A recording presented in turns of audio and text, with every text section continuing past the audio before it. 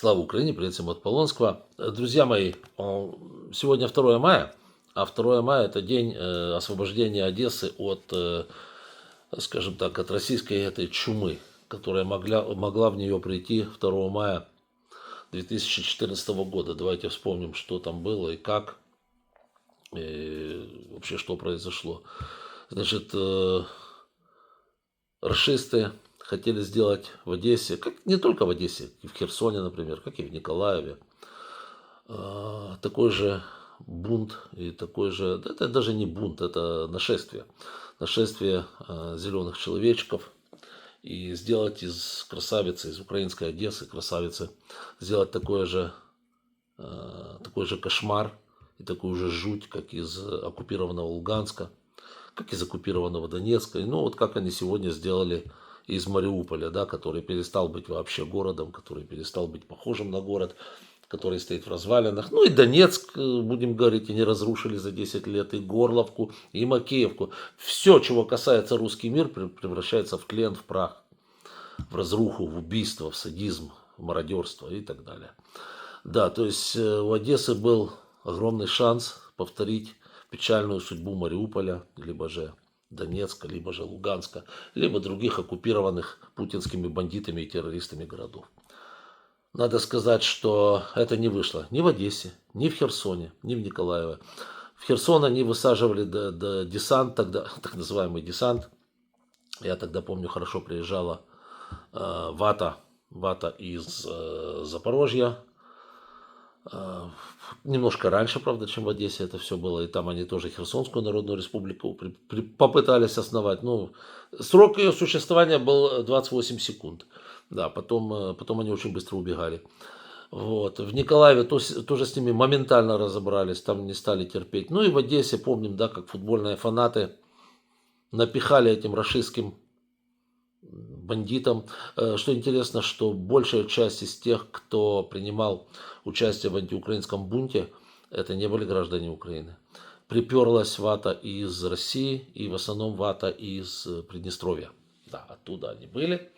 Вот, они попытались захватить город при попустительстве местной милиции, тогда еще помним, что это было, да, которая, знаете, так это со стороны и очень так легко воспринимала, наблюдала за тем, что делают террористы кремлевские, прокремлевские, как они стреляют, как они убивают людей на улицах. Вот. Но надо сказать, что тогда прекрасно сработали футбольные фанаты. В городе как раз происходил футбольный матч. И футбольные фанаты просто на удивление, просто красавцы. Разнесли эту московскую мишуру, загнали их туда, куда загнали. И дальше те подпалили уже сами себя. Помните эту всю историю, как они начали швыряться бутылками.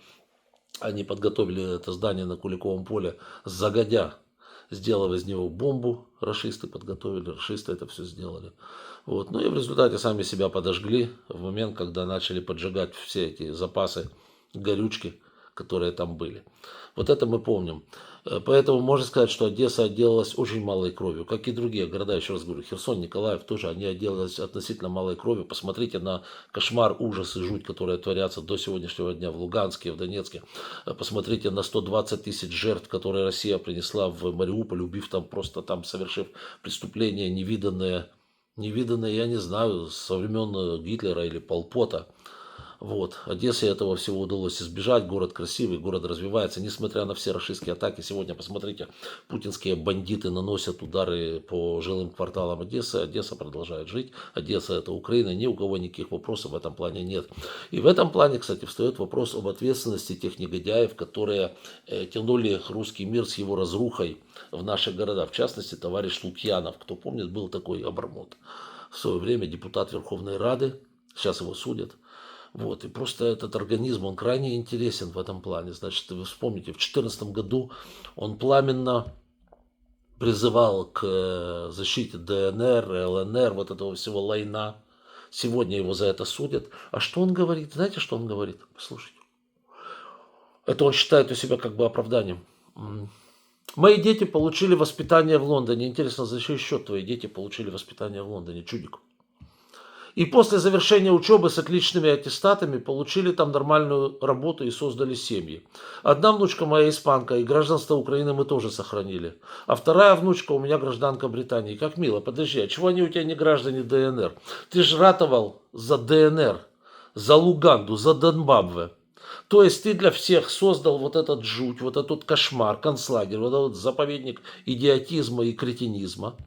А своих детей отправил в Гейропу, к геям туда, к этим, в Лондон, да, подальше от этого всего, да. И они у тебя там создали нормальную семью, получили нормальную работу.